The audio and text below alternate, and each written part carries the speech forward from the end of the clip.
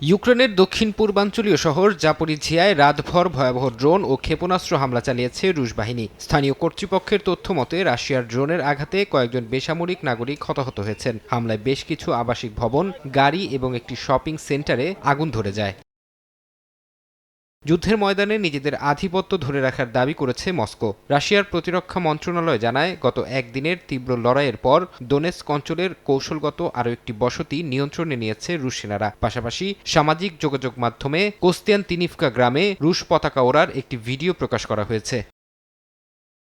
এর মধ্যেই বেলারুশের স্কুল শিক্ষার্থীদের বহনকারী একটি বাসে প্রাণঘাতী ড্রোন হামলাকে কেন্দ্র করে তৈরি হয়েছে নতুন উত্তেজনা। রাশিয়ার ব্রায়ান্স্ক অঞ্চলের গভর্নরের দাবি, ইউক্রেনীয় ড্রোনের আঘাতে বাসের কয়েকজন হতাহত হয়েছেন। তবে এই অভিযোগকে সম্পূর্ণ মিথ্যা ও বানোয়াট বলে উড়িয়ে দিয়েছে ইউক্রেন।